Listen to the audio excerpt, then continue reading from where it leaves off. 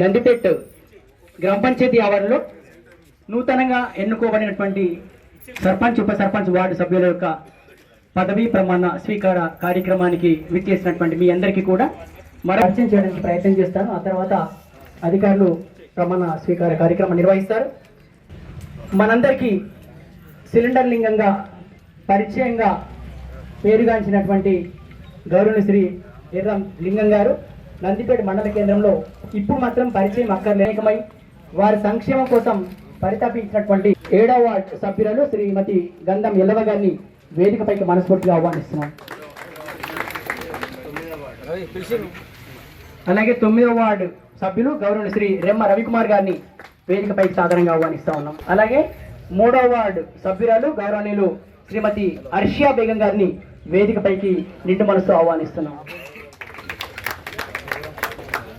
పేదరిక కుటుంబంలో పుట్టిన లింగం గారు మొదలు పేపర్ బాయ్గా తన జీవన ప్రస్థానాన్ని ఆరంభించి లైబ్రరీలో తన సేవలు కొనసాగించి ఇంటింటికి సిలిండర్ను పంపిణీ చేసి గ్రామస్తులందరికీ సుపరిచితులైనారు. చురుగ్గా పాల్గొన్నాడు. ఆయన యొక్క దీక్ష దక్షతను గుర్తించిన నందిపేట గ్రామస్తులు లింగం గారిని 2001లో ఎంపీటీ సభ్యులుగా ఎన్నుకోవడం జరిగింది. అలా మొదటిసారిగా రాజ్యాంగబద్ధ పదవిని అధిరోహించి ప్రజలకు మరింత చేరువైనారు. కేదారేశ్వర రాష్ట్రం నందిపేట యందు జరిగే ఎన్నో సంక్షేమ కార్యక్రమాలకు ప్రత్యక్షంగా పరోక్షంగా పలు విధాలుగా సహకరిస్తూ ఎందరో భక్తుల హృదయాల్లో చెరగని ముద్ర వేసుకున్నారు. లింగం గారు స్థాపించిన అమ్మ నాన్న ఫౌండేషన్ ద్వారా 2021-22 విద్యా సంవత్సరంలో జడ్పీహెచ్ఎస్ నందిపేటలో ఎస్ఎస్సి టాపర్స్ ఇద్దరికి 4,000, 2,000 రూపాయలు ప్రైజ్ మనీ ఇవ్వడం ద్వారా, అలాగే 2022లో నందిపేట హై స్కూల్లో 75వ స్వాతంత్ర దిన వజ్రోత్సవాల సందర్భంగా ఆడించినటువంటి ఆట పోటీలలో గెలుపొందినటువంటి విజేతలకు ప్రైజెస్ అందజేసి విద్యార్థుల పట్ల తనకు గల చిత్తశుద్ధిని చాటుకున్నారు.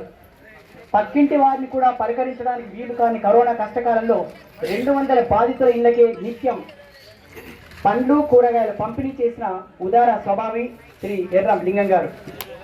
అలాగే నందిపేట మండల కేంద్రంలో జరిపించాం. మనము ఎక్కడ కూడా ఎటువంటి చిన్న అవాంతరాలు లేకుండా ఎలక్షన్ దిగ్విజయంగా చేసినందుకు సమస్త నందిపేట గ్రామ ప్రజలకి నా ధన్యవాదాలు తెలియజేస్తున్నాను.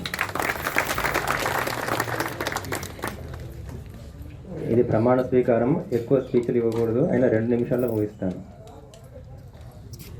సర్పంచ్ పదవి అనేది చాలా ప్రెస్టీజియస్ పదవి. స్థానిక సంస్థల్లో స్థానిక ప్రజాప్రతినిధుల్లో సర్పంచ్ అనే పదవి ఒక ప్రతిష్టాత్మకమైనది. దేశంలో రాష్ట్రపతి అయితే ఏ విధంగా దేశ ప్రథమ పౌరుడు, అదేవిధంగా సర్పంచ్ కూడా ఆ గ్రామానికి ప్రథమ పౌరుడు. అందుకే సర్పంచ్ పదవికి ఆయన రాజకీయాలకు కానీ కుల మతాలకు కానీ వర్గాలకు కానీ అతీతుడిగా పనిచేయాలి. అందుకే ఎలక్షన్స్లో ఇది పార్టీ బేస్డ్ ఉండదు. కారణం అదే, సర్పంచ్ అనే వ్యక్తి రాగద్వేషాలకు కానీ తన సొంత ప్రయోజనాలకు కానీ చూసుకోకుండా అన్ని వర్గాలకి అన్ని కుల మతాలకి అన్ని ప్రజలకు కూడా అంతమంది ప్రజలకు కూడా నిస్వార్థంగా సేవ చేయాలి. కాబట్టి ఈ గ్రామ పంచాయతీ సర్పంచ్ని ప్రథమ పౌరుడు అని పిలుస్తారు. అంటే ఆయనకి ఎటువంటి కూడా పార్టీలు కానీ వర్గాలు కుల మతాలు ఉండకూడదు. సో అందుకే ఈ స్థానిక సంస్థల్లో సర్పంచ్ పదవికి అంత వాల్యూ ఉంటుంది. ఈ ప్రజాప్రతినిధుల్లో ఒక సర్పంచ్కి తప్ప భారతదేశంలో ఎవరికీ చెక్ పవర్ ఉండదు.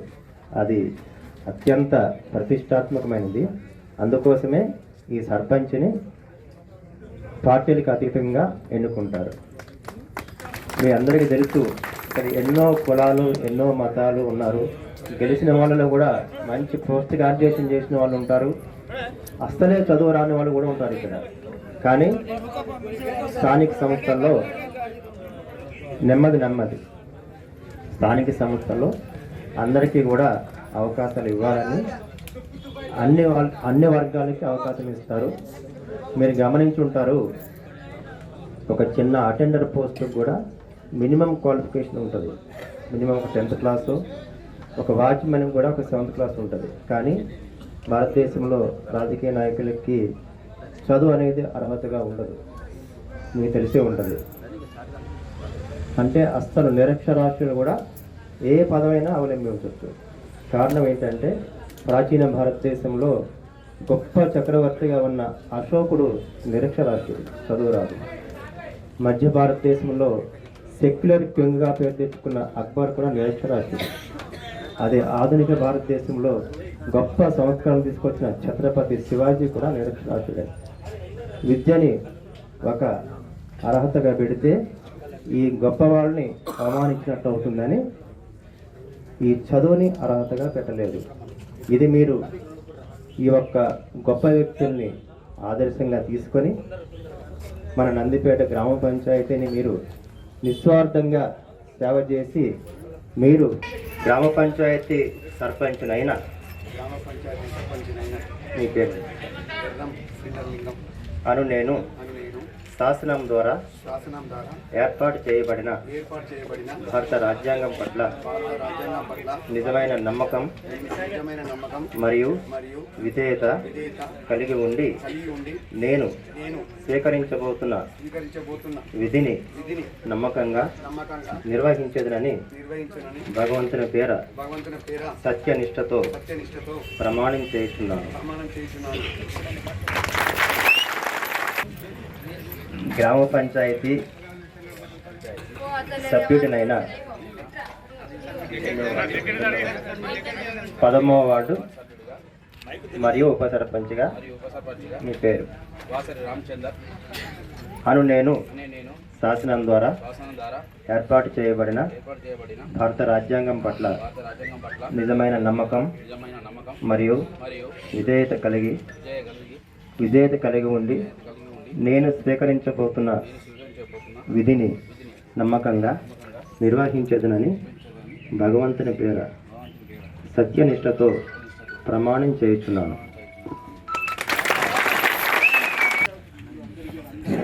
ఇప్పుడు మొదటి వార్డు సభ్యులు రావాల్సిందిగా కోరుతున్నాను.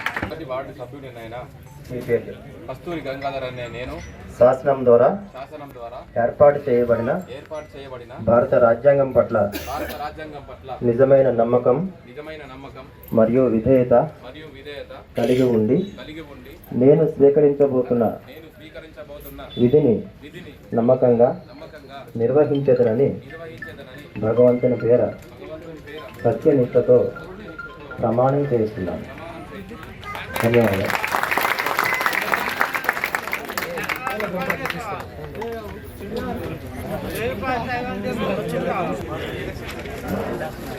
రెండు వార్డు కదమ్మా. గ్రామ పంచాయతీ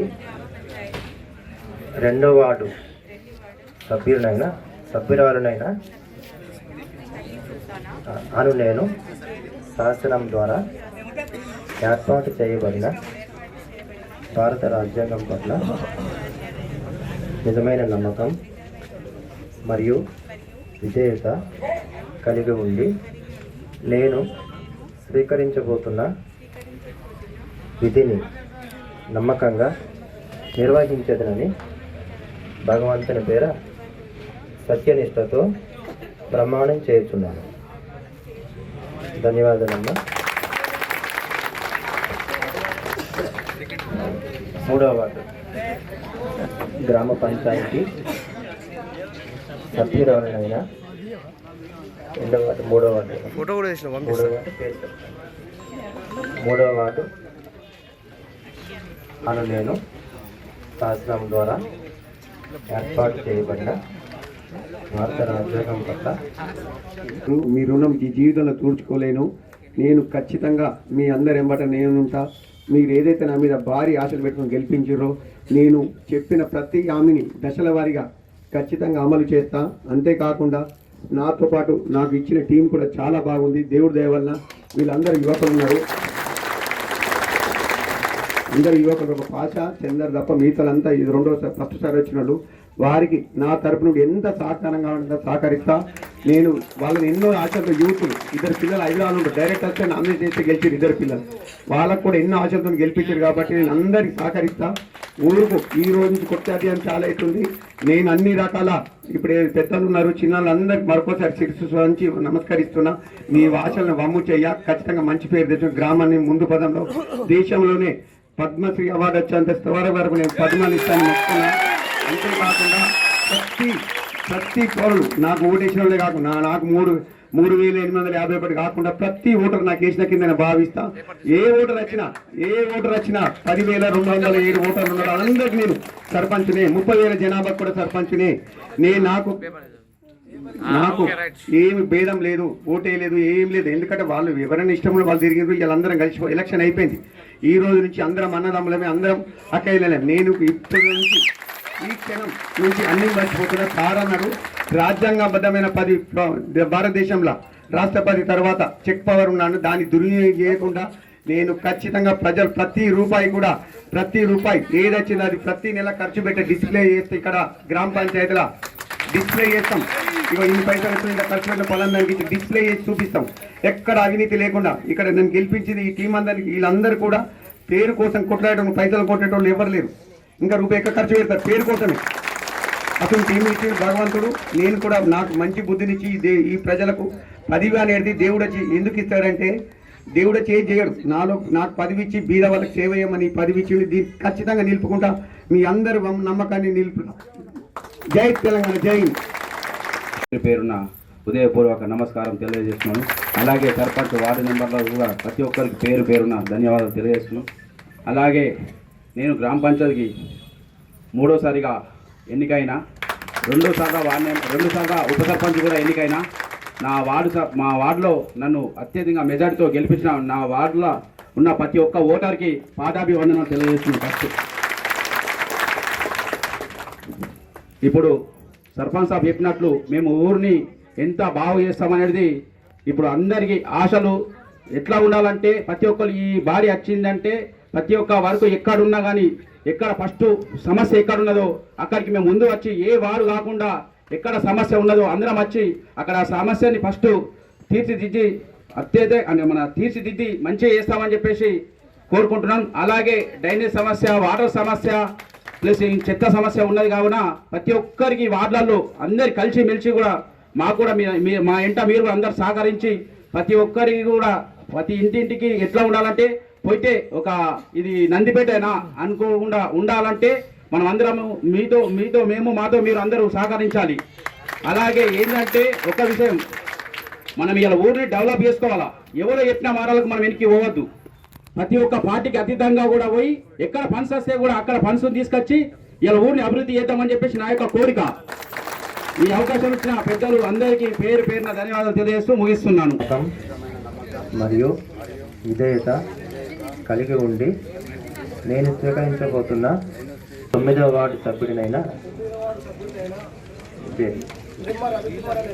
శాసనం ద్వారా ఏర్పాటు చేయబడిన భారత రాజ్యాంగం పట్ల నిజమైన నమ్మకం మరియు విధేయత కలిగి ఉండి నేను విధిని నమ్మకంగా నిర్వహించేదనని భగవంతుని పేర సత్యనిష్టతో ప్రమాణం చేస్తున్నాను. విధిని నమ్మకంగా నిర్వహించేదనని భగవంతుని పేర సత్యనిష్టతో ప్రమాణం చేస్తున్నాను. ధన్యవాదాలు.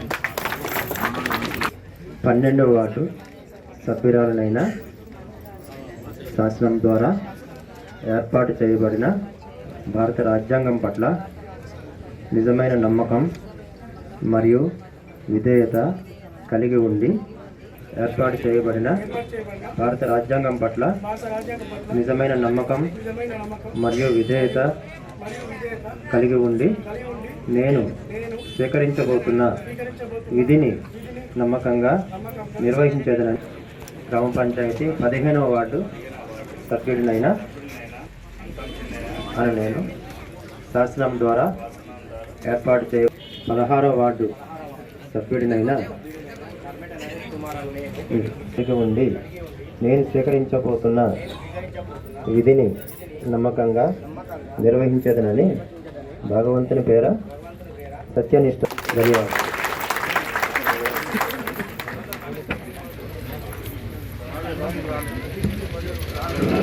ఇప్పుడు మన నూతనంగా పదవి బాధ్యతలు చేపట్టిన గౌరవ సర్పంచ్ గారిని మాట్లాడవలసిందిగా కోరుతున్నాను.